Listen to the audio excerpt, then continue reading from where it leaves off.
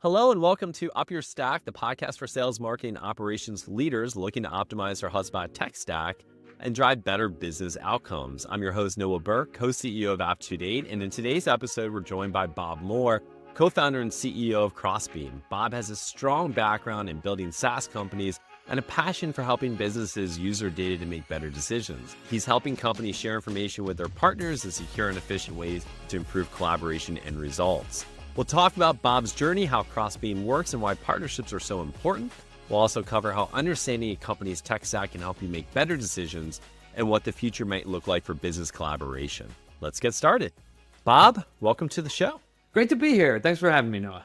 Absolutely. Well, Bob, let's just dive right into here. I'm really excited to learn more about your journey and a little bit more just about you in general. So maybe, Bob, can you do me a favor and introduce your background and really your personal connection to this type of work that you do now? Yeah, absolutely. My personal connection is I'm just an enormous nerd. I think there's not much more to it than that. So yeah, Bob Moore, I'm a co-founder and CEO of a company called Crossbeam. I've been building that company for about 6 years now. It was founded in 2019. And prior to that, I built and sold 2 SaaS businesses in the data analytics and data infrastructure spaces. So the first one was called RJMetrics, which we sold to Magento, which is now part of Adobe. And the second one was called Stitch Data, which was acquired by Talend in 2018, a little before I started Crossbeam. So the common theme in all these companies has been helping people use data to make better decisions and to build their businesses in more efficient and productive ways.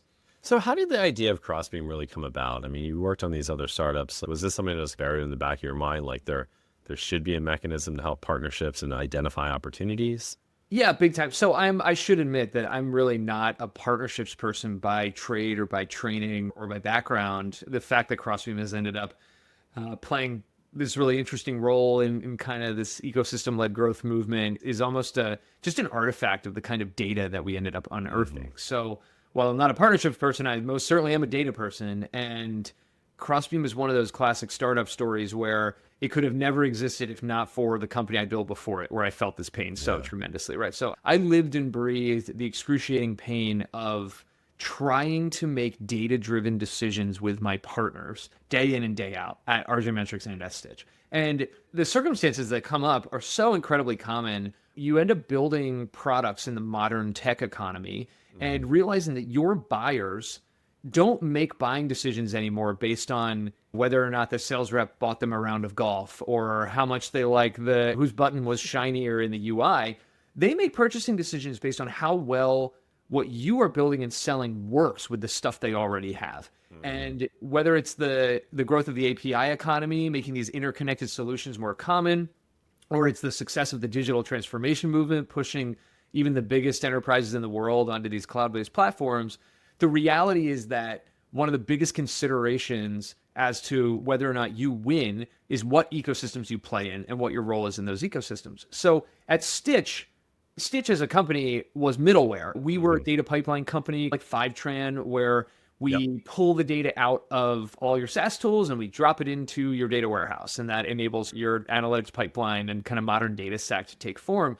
So nobody bought Stitch unless they already had a bunch of SaaS tools and they already had a data warehouse and they already had a business intelligence tool sitting on top. So what we found time and time again was the best prospects for us were the ones who just bought Looker. The best customers of ours were the ones who were just standing up Snowflake, right? So, and by the way, the most interesting prospects for Snowflake or for Looker were the ones who were experimenting with Stitch. These are all pieces of an interconnected stack. I'm seeing how all this is coming together, and we haven't even done the big reveal what Crossbeam does. Incredible, yeah. And I tell this story just because it's something that so many people in modern business tend to nod their heads to really aggressively, right? Because this is the shared experience of anyone trying to build a company in the modern tech economy. So, okay, we're in that situation at Stitch, and every single day we have these questions. Hey, partner, how many customers do we have in common, and who are they?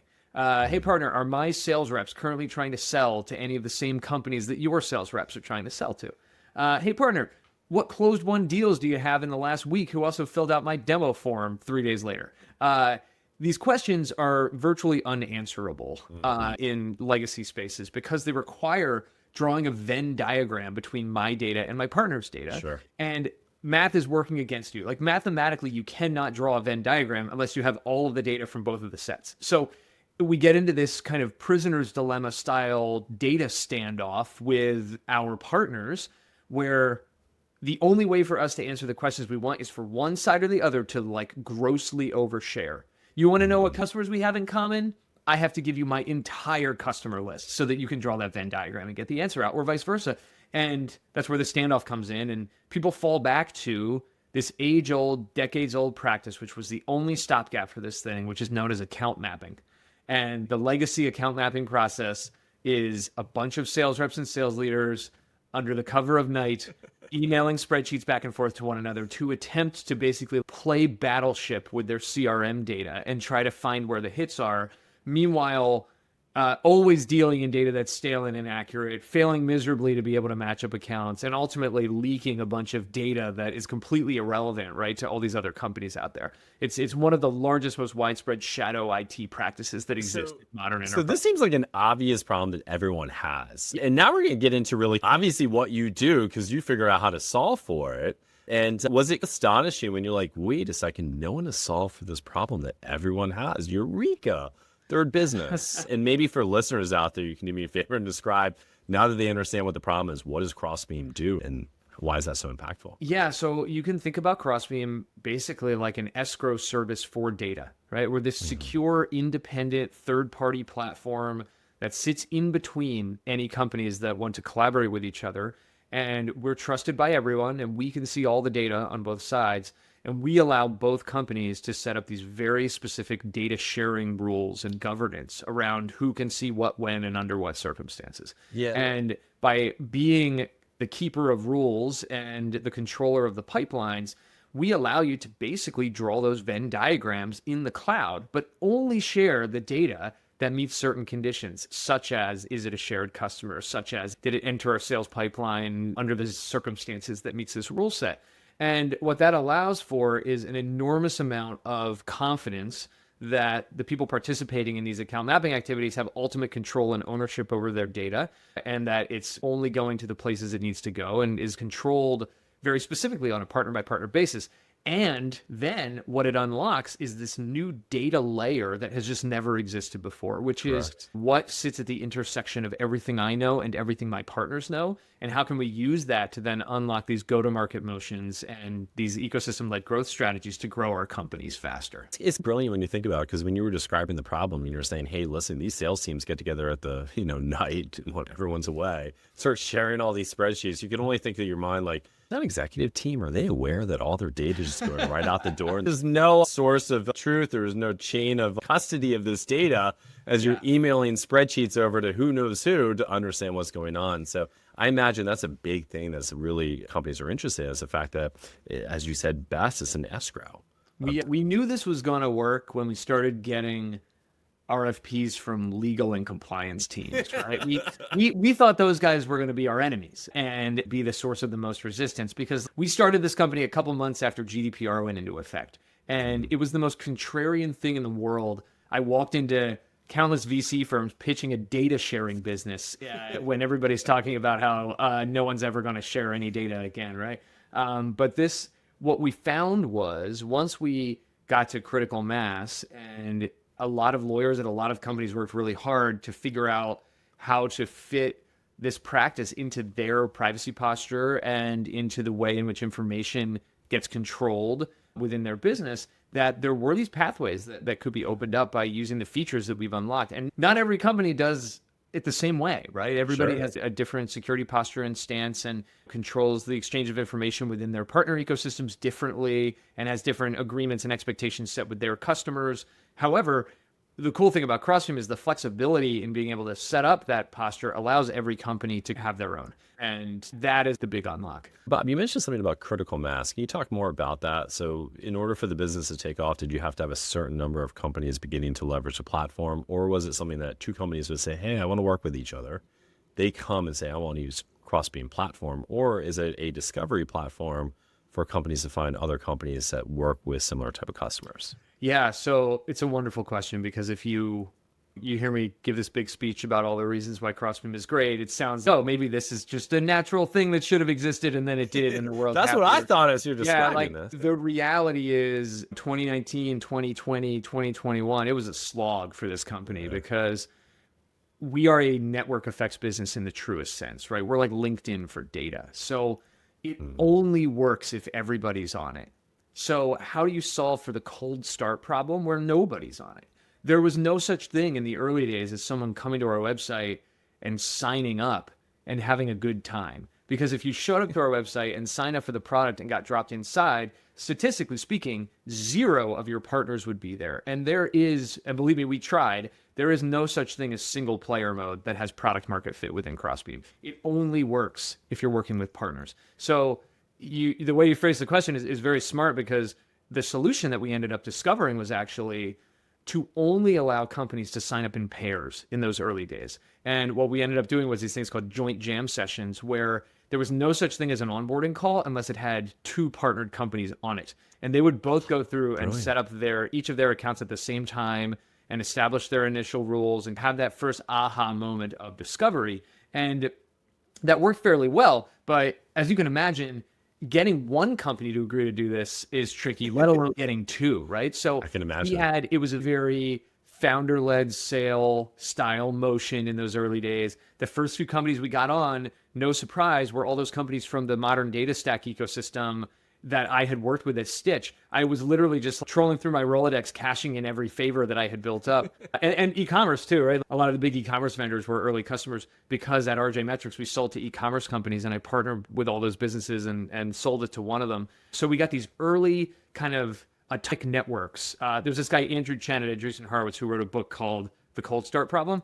I borrow a lot from his vocabulary, and it's a great book, but Chen talks about these atomic networks. What is the smallest network of connected entities that is required in order for a minimum viable value proposition to be realized, right? And for us, we did realize it was actually really simple. It could work in just a barbell formation, right? 2 companies connected by a partnership.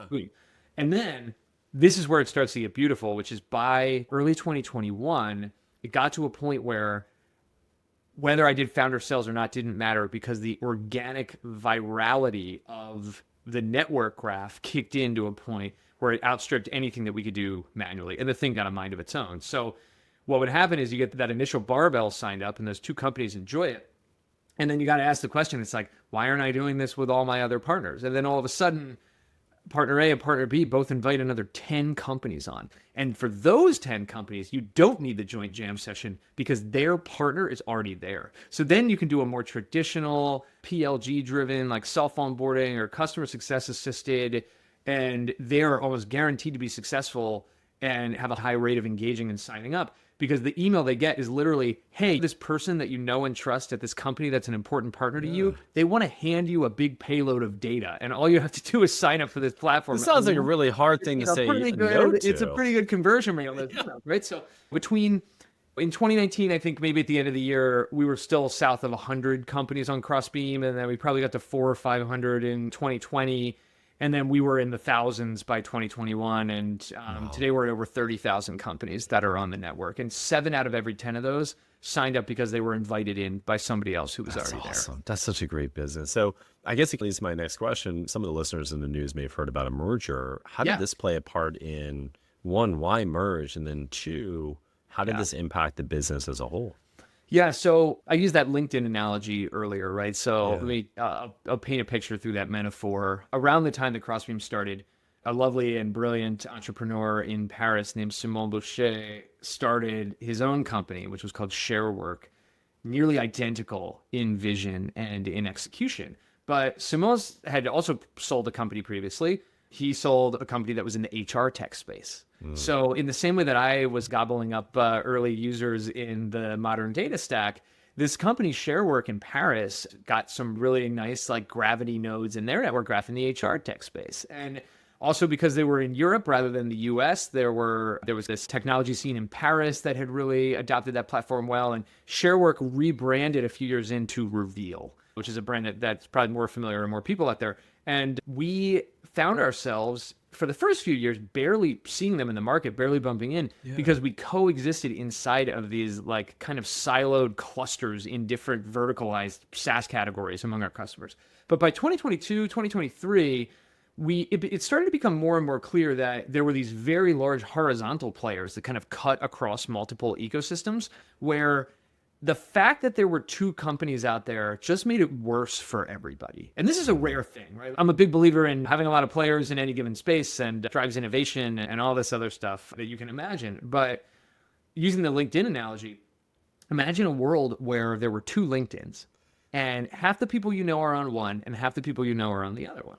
Well, what's the solution? A, it stinks for you because you have to sign up for two platforms, maintain your profile on two platforms, check two platforms, activity feeds and whatnot. And it's a terrible user experience in that regard. But there's a more insidious piece of it, which is, okay, which LinkedIn sales navigator do I buy a seat for? Which LinkedIn recruiter does my people team sign up for? My sales ops team's only going to let me integrate with one tool in this category if I want to hook it into my CRM system. Which one do I pick? And what we found was, because the two companies both existed and were on their own kind of firm footing, it made it nearly impossible for a large chunk of the market, and the bigger you got, the harder it was, to actually commit to one tool or the other. And instead, they had this fraction of a value proposition that couldn't get fully realized because where they were getting their data was split between which of their partners were on which network. And Simone and I, we met at an industry conference in Miami in 2023 and frankly really hit it off. I think we were both extremely self-deprecating and there wasn't a lot of posturing around, hey, my company's great, your company stinks. It was more the opposite. We were immediately making fun of ourselves. And I think we had a big foam rubber mascot running around this conference. And he had just given a talk on stage introducing this concept of nearbound, which was a word that they just totally made up. And it was just like, we both admitted the absurdity of, I've got my stupid blue mascot running around and he's making up words trying to convince me. And we just hit it off. And however, we're both people who really want to win. So we hit it off and had this good interaction and then competed like hell against each other for a year or so. But we kept running into these cases where if you looked at our product request list from our customers and you stack ranked them by the frequency of requests, it got to a point where the number one feature request among our customer base was to merge with Reveal. And it got to the point where the number one feature request, I was like, we could build any number of things, all the integrations in the world. Unless you had an integration between the two of you, no one really wanted it. But like the customers were pounding the table like, please just get these networks together because I'm tired of logging into two tools and I can't convince my company to fund a software investment in something that's got half of the value for it. So we set our egos aside and did the very hard work of trying to architect a way in which to bring these things together where it wasn't going to make everybody happy, but it was going to, we knew that bringing them together would create something that was unquestionably better for everybody than the sum of its parts. And that creates an excess, right? If 1 + 1 = 3, you've got an extra 1 to play with that you didn't have before. And you got to use that extra 1 to endure all the pain of, you can imagine the kinds of questions that come up. In public, it's what do you call the company? Who's the CEO? Which tech platform do you end up using? Behind the scenes, it's who controls the board? What's the ownership structure of the company like? How do investors get repaid and in what order? And like we had both raised substantial amounts of capital. It was one of the most complicated, like a private to private merger in venture-backed tech businesses almost never happens. Unless it's like Vista buying all the companies and then just smushing them together. That's cheating. If you just, But like a proper private to private merger is like unheard of. Bob, we just went through that ourselves when we merged two HubSpot elite partners together, OBO and Aptitude 8. And I mean, it's complicated. What are you going to call the company? One thing I always say is let ego set it. There's no ego here. It's whatever does the best. It's whatever in the best interest of the company. And even though I'm the co-CEO of Aptitude 8, it's always hard when you give up the name. I'm like, hey, listen, I know I'm the CEO of this company, but OBO is going away as a name. I mean, these are difficult decisions, let alone the board, how all that works. Yeah, it is. It's complex, but I think that the guiding light that got us through it all was just our customers and what they wanted and the promise of where we are today, which is we are on, I think there's fewer than 200 companies left that haven't migrated over to the Crossbeam network. And we're in the final phases of completing that in less than a year. We closed that deal at the end of June in 2024. and we're here recording this right at the start of February, I guess, in 2025. By June, it'll be done. Wow. And like the completion of kind of the full product integration and the networks being merged and everything. And that is, Congratulations. we're really proud of that. It's been a lot of hard work, but fortunately, customers are happy and it's just better. It's legitimately the promise of why we did it absolutely unquestionably came true. And That's awesome. meanwhile, Simone and I are running around doing sales kickoffs for all of our biggest customers and stuff, like saying, hey, guess what? That thing you used to have, not only do you still have it, it's now 100% better overnight as a result of this. That's great. And you didn't have to increase the price. Or maybe you did. That's a different story, but we'll get to that. Yeah, we worried about increasing the value first and the rest. Well, that's awesome. One of the things you said earlier, one of the reasons you're talking about, hey, that if you're going to integrate, one of the questions that these companies had is, hey, if I'm going to integrate with one CRM, which one do I use, Reveal or Crossbeam? So maybe we take a step back here is, how does it work with something like HubSpot? How does a Crossbeam, we'll use an example, how does Crossbeam integrate with HubSpot? What type of value do the users get from it? And then how would one get started using Crossbeam as a HubSpot user? Yeah, great question. And this gets meta, so I'll be even more specific in my example, right? Because HubSpot is a customer of ours and uses the platform. So I'll set that aside. When I'm talking about HubSpot, and I believe the nature of your question is, if I am a business where my CRM is HubSpot, I am a HubSpot customer and I happen to use HubSpot as a CRM, and I'm connected with my own ecosystem that may or may not include HubSpot itself. How do I actually use this thing? And this is where, imagine how you think it should work. And if we've done our jobs right, it's exactly that, right? Yeah. So you sign up. We have a great free tier that allows you to sign up and get started without needing to make a financial investment up front. And that kind of unlocks your ability to connect your CRM system. So you'll connect your HubSpot to it. And then within Crossbeam, one of the coolest things we do is we allow people to compare data across CRM systems. So if you use HubSpot, but one of your partners uses another CRM, and then maybe another partner's earlier on and they don't have a CRM stood up and they use a bunch of Google Sheets, and then somebody else wants to upload Excel files, you can connect an account map with all of that. It doesn't have to be like all the HubSpot using companies connect with each other and everybody on the other CRMs connect with each other. We're the great equalizer here. So there's this process that happens, which is almost entirely automatic, where we map the data that's coming in from HubSpot, the leads and the accounts, et cetera, into these universally understood objects that we call populations. And those populations are basically lists of people or companies. Right? It's who are all of my active customers and what are all the metadata dimensions on which you might want to slice them, right? Geography, what products they use, how long they've been a customer, activity, stuff like that. So you get like this unit that constitutes the unique identifier for a record in a customer table, and then all these columns that can potentially later on be used to slice and dice and set up your data sharing roles and do analytics and stuff like that. And we do that for our standard populations, our customers, opportunities, which are basically anybody you're actively selling to with some kind of realistic near-term time horizon to closing a deal with an understood dollar value on that deal, and prospects, people you wish that you were selling to. And every single company that's on Crossbeam sets up those three populations. Like those are your gold standard three. You can create custom populations. You want to look at churned customers. You want to create some kind of specialized list. You can do it. But everybody's got those three. So then you connect with partners, and it is like LinkedIn. Both sides have to opt in to connect with each other. It's not a co-op where everybody just throws their data in a big pile. Every single company you connect with, you are specifically saying, yes, this is my partner. I want to connect with them, and you approve the data sharing rules. So nothing goes to anybody without your approval. And then once you and your partner are connected, think about the situation you're in. You have these three populations, and they, by definition, also have these three populations, and you know that they're set up in a way where the data has integrity and is trusted. And then magically, right away, you can get this really cool thing that we call the account mapping matrix, which is a 3x3 grid. And it's, here's my prospects, opportunities, customers versus your prospects, opportunities, customers. And you can look at that in terms of the count of companies. You can look at that in terms And is this actually in HubSpot, or are they in Crossbeam to be able to look at this data? It's both. So Crossbeam as a UI has all the bells and whistles, right? Like you can access so many things, and there's a lot of features and functionality where when you're physically logged into Crossbeam, you get to like really flex your muscle and go crazy with reports. There's some really cool stuff that you can do inside of the HubSpot UI. We have a co-pilot product. So for sales reps, for sales leaders, for people that want to look at a record and say, okay, I'm looking at this company that I'm trying to sell to, or I have a call with in 5 minutes, and I want to understand what the 360-degree ecosystem story is around this company. What other products are they using? Who are the reps at those companies that sold those products? How long have they been using them?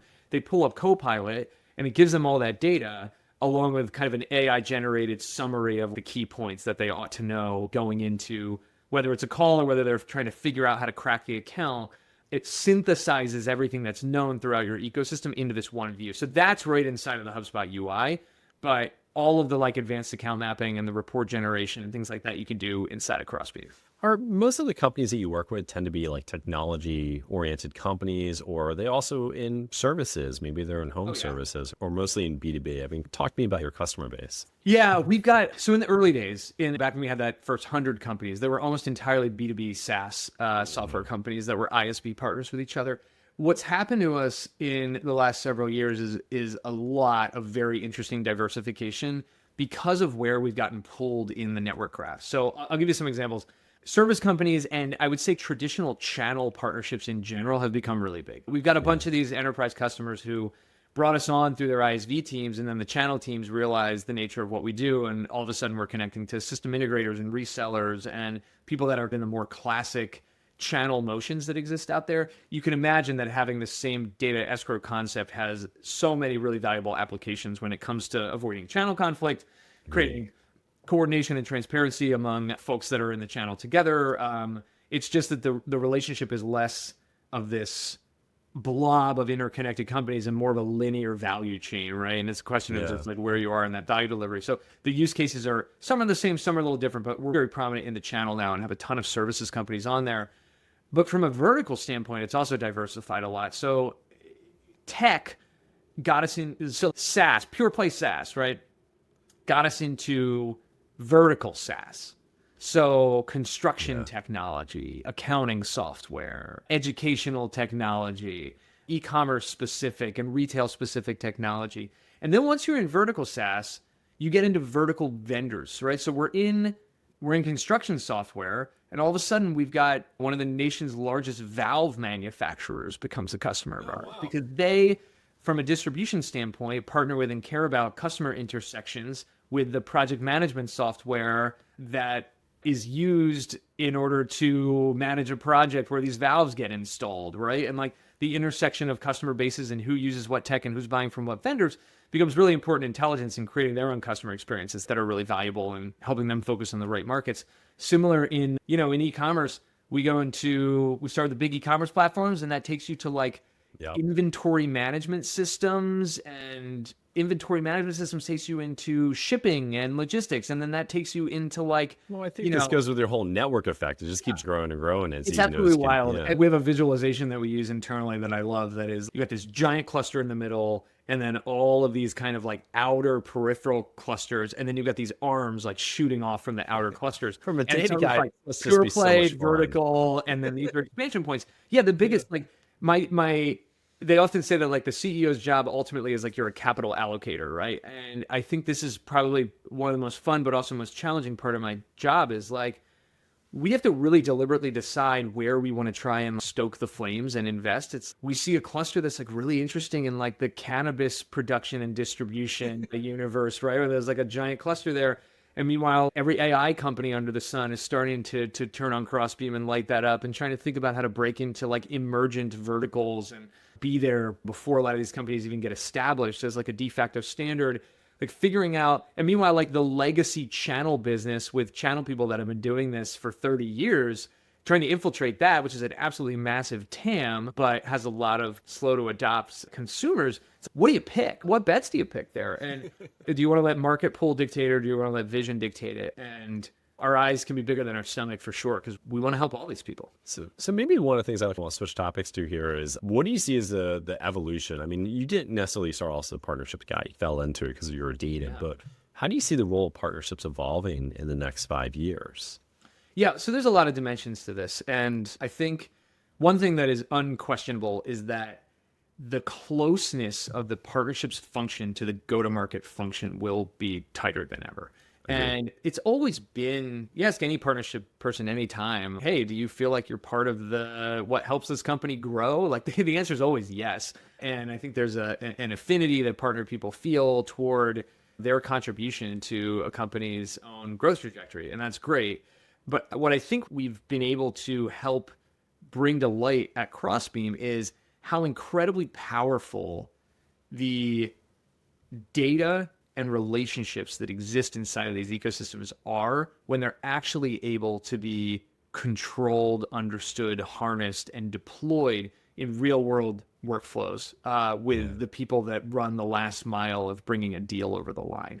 And the world of partnerships in a pre-Crossbeam era, I think, had a reputation, deserved or not, of folks that worked really hard but had to practice their work through hugs and chugs, right? It's you go to a trade show and you have great relationships with the people from the other companies and you cultivate those relationships and you socialize and you figure out, again, these like back channel account mapping practices and you find the deals. And that's a real skill and it's to be applauded. But in a world where technology allows for that to get unlocked in real time at scale with enormous amounts of control and governance wrapped around it, you now have you've gone from playing with Tinker Toys to driving a semi truck, right? This is a big. Your metaphors, by the way, are fantastic. I'm enjoying each and every one of them. Well, I mean, in kind of on the next piece here is because AI is supercharging everything. Oh yeah. I mean, heck, look at ChatGPT Operator. I'm not quite sure when this episode is going to drop, so people may have known about it for a couple of months now. But how is AI and automation going to play a role? And you mentioned some of it earlier where it can summarize relationships and you have that co-pilot relationship. Yeah. But how's it going to play a role in Crossbeam over the coming years? Yeah, this is where I get to be on tape recorded saying something that's going to sound so dumb in 10 years, right? Or maybe in 10 months. Here, right now, where it looks like a lot of this is going is that, and I think ChatGPT Operator is a great example of this, is that the word of the day is agentic, right? So it's amazing to have these kind of text-based interfaces for dispatching a single instance of a GPT to go and do a thing that is specifically requested by you.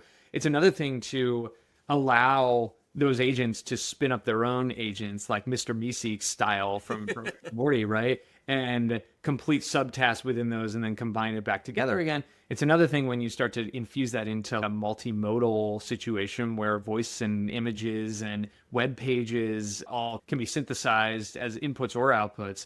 And when you look at the partnership world through that lens, like the idea of an agentic partnership organization actually starts to make a lot of sense, right? In the same way that fundamentally, I think a lot of the work that is the busy work in sales, the work that is the busy work in sales development, the work that is the busy work in content generation and in research, I don't know that it's going to kill the human side of those jobs. What it is going to do is make the humans doing those jobs radically better and making high leverage use of their time. So like where the real skill is, I think most jobs in most industries, you become really good and you use that incredible skill about 5% of your time. And the rest of your time, you're like in these routines that maybe a more junior person could do, or maybe are repetitive to you. It's almost like you can switch off your brain and it's like system 1, system 2, right? And like you just let autopilot take over. And then what makes you really good is, hey, Sully is flying that plane and he's got to land it in the Hudson, right? It's that one time on that one day makes you worth that senior pay grade.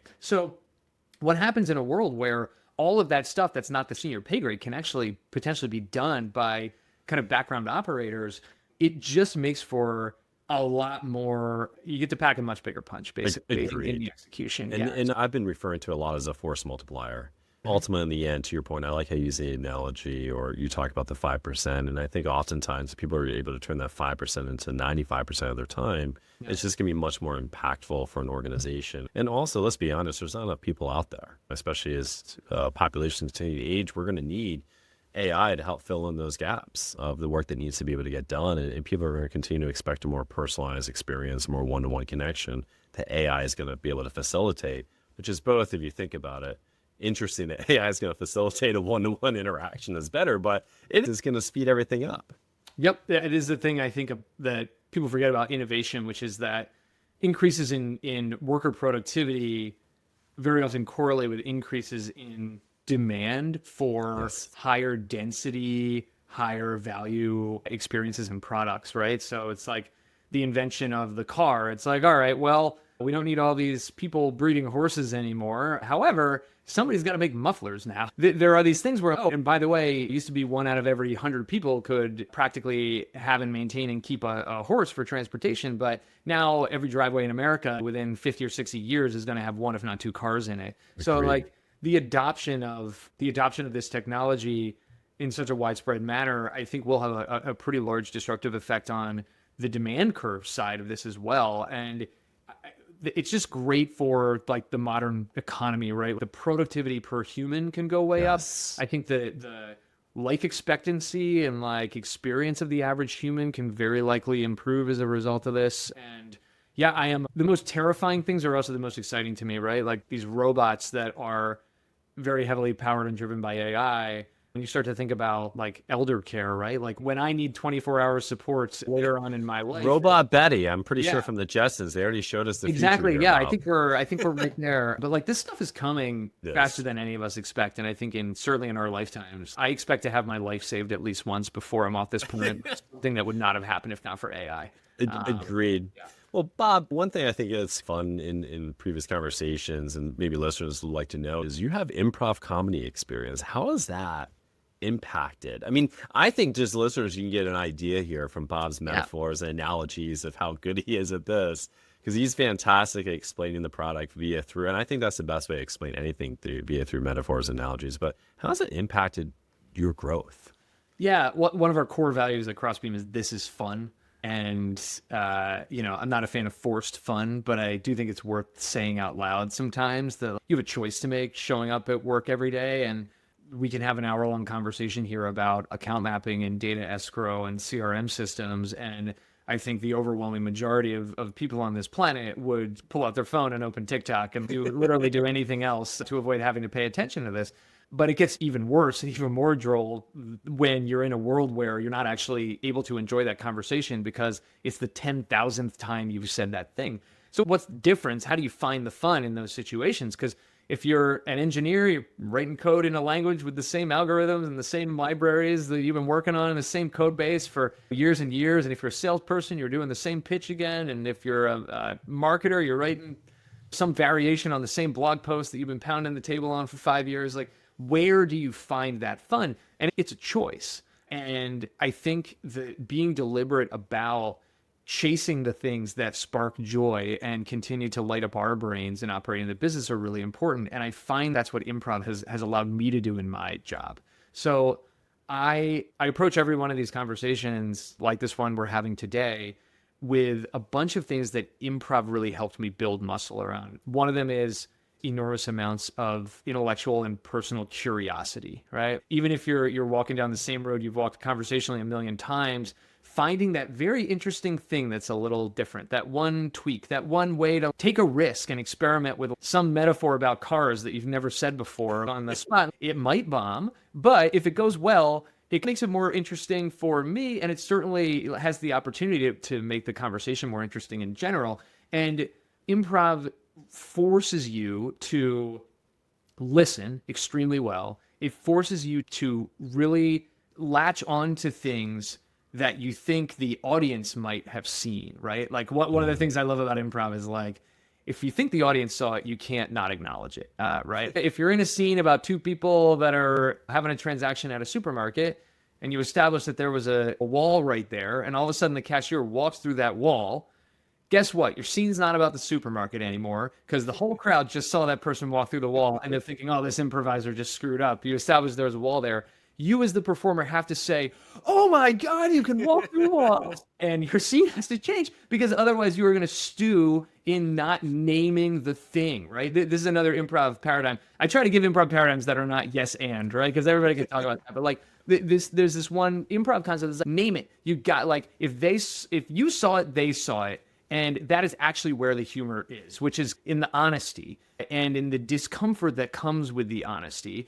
And in being able to see people adapt on the fly, and it proves that they're paying attention and that they care and that they're listening and that they're in sync with you. And how better to conduct a sales call? How better to conduct a VC? Bob, I hope if listeners take one thing away, like especially this last part here, I had a whole bunch of questions as we close this out, but I'm going to just stop with that because that was brilliant. I mean, what you just shared there, it's a way to connect and especially acknowledging that wall that they just walked through, because I think too often we don't acknowledge the obvious elephant in the room at that moment in time. And what better to connect with people than actually acknowledge what they saw. Bob, this has been absolutely a fantastic conversation. Your journey is amazing. The story is incredible. At this time, if you're not on Crossbeam, you're a little bit late to the whole game at this point, as you're hearing. And you are in Crossbeam, congratulations to you. If you're not in Crossbeam, please, by all means, get on top of it and start leveraging it, even if it's for your smaller business. You work with vendors, you work with partners. Bob, that being said, how can listeners connect with you, and how can they learn more about Crossbeam?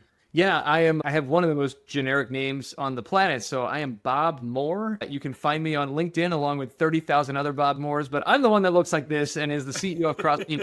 Please do connect with me. I try to stay connected with all our users and colleagues there. Crossbeam.com. If you check it out, our blog, our ELG Insider newsletter is great. And I published a book called Ecosystem-Led Growth through Wiley last year. It's available generally anywhere that business books are sold. I think it's still in some airports, but it's definitely around your local Barnes & Noble and certainly Amazon. If you want to double click into some of the stories we told here and many more, that book is a wellspring of goodies.